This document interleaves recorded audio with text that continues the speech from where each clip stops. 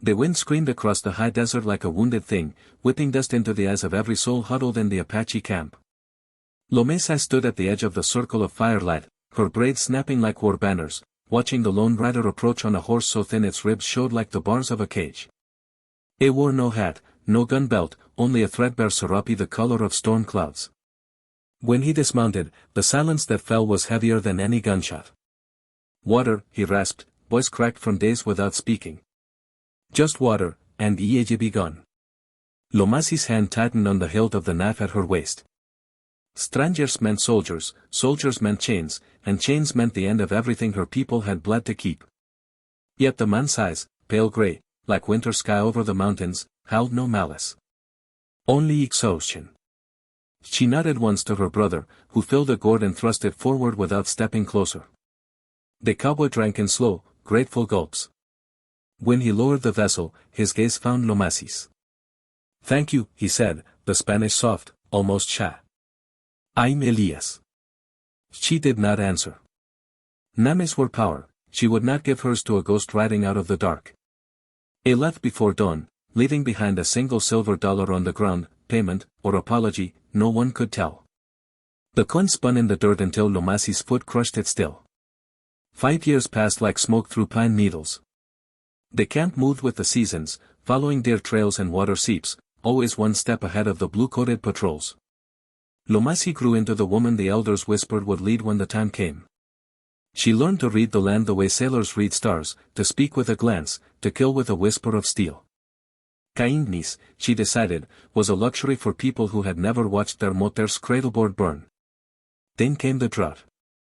It began as a rumor carried by crows, rivers shrinking to cracks, grass turning to tinder, cattle dying with their tongues swollen black. The Apache wells failed one by one. Children's bellies swelled with hunger, old men's eyes sank into skulls. Lomasi rode out at dawn with 20 warriors, seeking the hidden springs her grandmother had mapped in songs. They returned empty-handed, lips split, horses staggering.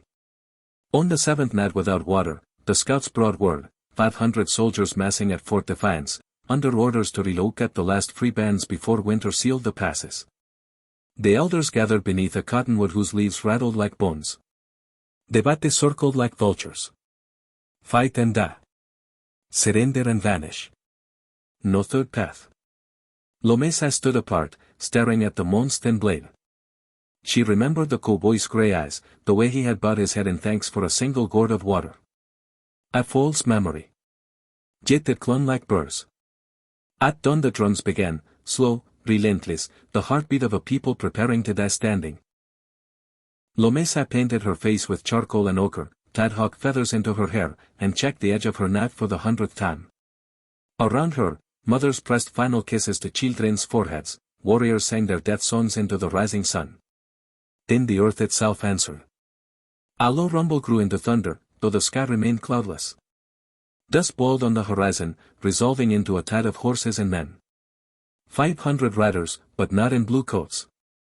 Serapes, buckskin, sombreros, estetsons, vaqueros from both sides of the border, ranchers whose brands Lomesa had seen on stolen cattle, even a dozen Kiowa scouts in war paint. At their head rode a man on a black stallion, hatless, gray eyes unmistakable even at a distance. Elias. He raised one hand, and the column halted in perfect silence. Then he dismounted and walked forward alone, palms open, until he stood 10 paces from Lomasi. The Apache bows creaked, rifles lifted. She lifted her own hand, wait. Elias spoke in careful Spanish. I bring water. A gesture behind him. Pack mules sagged under bulging water skins, wagons groaned with sacks of corn, beans, salt beef. And I bring a choice. Lomasi's voice cut like flint. You bring an army to a starving camp. Speak plan, vaquero, or ride away with arrows in your back. He smiled, small and sad. 5 years ago you gave me life with a gourd of water. I promised myself if the day came I could return the debt, I would. But I am only one man. So I asked others to remember kindness. He turned to the riders. Every man here owes a debt.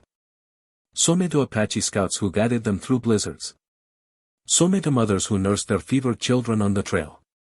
So may to ghosts they never met but whose stories kept them human. His voice rose. We ride for the memory of water shared in darkness. A cheer went up, hats tossed skyward. Lomasi felt the ground shift beneath her, as if the desert itself exhaled. But soldiers still waited at the fort, and promises were wind. She stepped forward until she and Elias stood eye to eye. Why risk your lives for people who would have let you die? Because you didn't, he said simply. And because I learned something in the years I rode away from your fire. Kindness is not weakness. It is the only weapon that grows stronger when it is given away. Behind him, a boy no older than 12 led a mule forward. Its burden was not water but something stranger, a wooden crate stamped with the seal of the territorial governor. Elias pried it open. Inside lay folded papers, heavy with wax seals. Safe passage, he said. Signed by every rancher from here to the Pecos. The army marches on paper trails. We have burned the trail. Lomasi took one document. The ink was still wet. Names she recognized, cattle barons, sheriffs, even the Jesuit priest from Tucson. All pledging land, water rights, and protection for the free Apache bands under Lomesa of the Mescalero. Her fingers trembled, just once. The elders approached, suspicion warring with wonder. Old Tessa, whose eyes had seen the long walk, touched the wax seal as if it might bite. Words on paper, he muttered. We have seen those before. Elias made the elders gasp. Then let deeds speak. He whistled. Raiders dismounted, unloading not just food but seed corn, iron plows, blankets woven in Navajo patterns. A woman with braids like Lomasi's own, Comanche, by her tattoos, carried a cradleboard lined with rabbit fur. For the next child born free, she said. Children crept from hiding, eyes huge. A vaquero knelt, offering a stick of peppermint candy. The first laugh in weeks cracked the air like breaking ice. Night fell violet and sudden. Fires bloomed across the plain, Apache cooked fires side by side with cowboy coffee pots. Stories traded places. The time a Kiowa girl outran a cavalry patrol on a Mustang no bigger than a dog, the winter a Tejano family kept an Apache boy alive on goat milk and prayers. Lomesa sat between worlds, listening, the weight of her knife forgotten at her hip. Later, when the moon hung full and silver, Elias found her at the riverbank, what remained of it, a muddy trickle guarded by willows. It carried 2 tin cups of coffee laced with mezcal. I never asked your name, he said. Lomasi. She took the cup. Steam curled between them like incense. It means, pretty flower. My mother had dreams. In Nadith. My mother named me Elias because the prophet fed ravens in the wilderness. She said even outcasts deserve miracles. Silence stretched, comfortable as old moccasins. Crickets stitched the dark. Why 500? Lomasi asked finally. You could have brought 20. An oak to scare the soldiers away. Elias sipped his coffee. Because I wanted you to see what one act of kindness can become when it is passed hand to hand. Like fire shared in winter. One spark, 500 hearts. She studied his face, weathered now, lines at the eyes like canyon creeks. And when the next drought comes? The next governor with a pen and a grudge? Is Shrive. Then we ride again.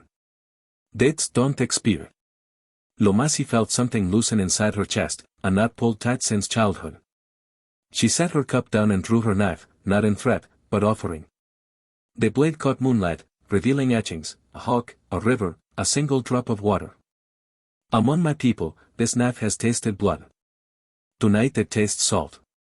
She pricked her thumb, then his. Their blood mingled on the steel. Witnessed by earth and sky. Your people and mine are bound. Elias pressed his forehead to hers, brief as breath. Bound. Years later, travelers on the old Santa Fe Trail spoke of a hidden valley where mesquite gave way to orchards, where Apache children learned letters alongside vaquero sons, where water ran clear in ditches lined with stone. They said if you camped there at dusk, you might see a woman with hawk feathers in her hair walking with a quiet cowboy, their shadows merging like rivers at confluence.